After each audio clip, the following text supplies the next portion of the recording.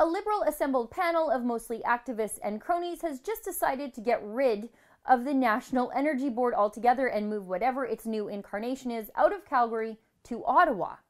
Yeah, they're moving this agency that approves pipelines and oil and gas projects from the heart of oil country where all the expertise is and to Ottawa where, I guess, all the Liberal activists and Liberal voters are. It's so that these Eastern Liberals can decide what happens to us here in Alberta and never actually have to look at the people who are being robbed of the jobs they will undoubtedly deny us when we need those jobs the most. And when I say this panel is stacked with activists and cronies, I'm not even remotely exaggerating. Environment and Climate Change Minister Catherine McKenna was one of the people who selected these panelists, so you see where I'm going with this. The chair of the panel was a woman named Joanne Jelena, who was fired from her role as Canada's Environment Commissioner for being too much of an activist. Rebel reporter Holly Nicholas looked into the panelists last summer while the rest of the media ignored the story altogether. This whole affair was a solution in search of a problem. The problem was the NEB was actually doing the work and approving the pipelines, and the Liberals, well, they just couldn't have that. So presto changeo, sit a panel designed to make sure there's no functioning agency to approve anything. Replace a panel that uses evidence and science to approve energy projects with a feelings metric and listening. The panel recommended the formation of a new Canadian Energy Information Agency, which sounds pretty darn Orwellian, an information agency, and another new agency, the Canadian Energy Transmission Commission. These two new panels would replace the singular National Energy Board. Typical Liberals. Why have one agency to do the work when you can create extra government paychecks through duplication of work, inefficiency, and plain old-fashioned redundancy? Oh, and if you can give those jobs to Easterners to piss off Westerners, well then, what could be a more perfect Liberal government strategy? It's textbook Laurentian Liberal.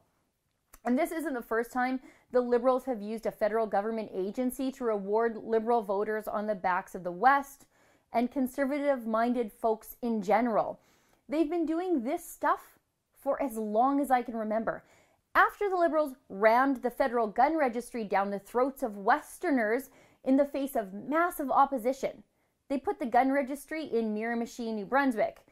Even though the highest instances of gun licensing, 4 out of the top 6 provinces are out west. Same with restricted licenses. 4 out of the top 6 provinces are out west.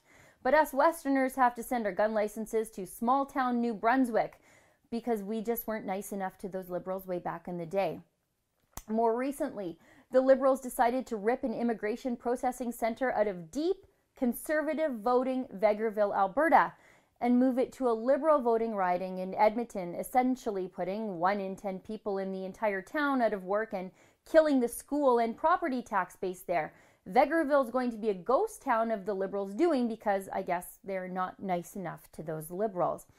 And now the Liberals want to dismantle the National Energy Board, recreate it in some sort of vague social licensing Liberal information dissemination agency, then stack it with Liberal cronies, activists, and weirdos, and move it out of oil country to the east.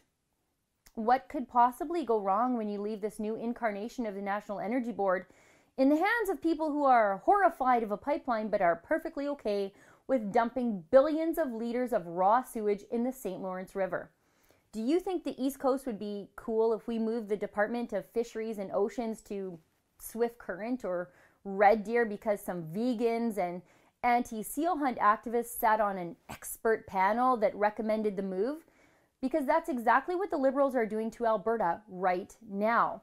The anti-Western sentiment of the Eastern Liberals never changes. It's in their DNA. They just keep finding new and more creative ways to put it into action. For the Rebel.media, I'm Sheila Gunn-Reid. Hey, have you subscribed to the new Rebel Canada YouTube page? It's where you can get all your Canadian content without the big government subsidy and the closeted Liberal campaigning. Click the link below to subscribe today.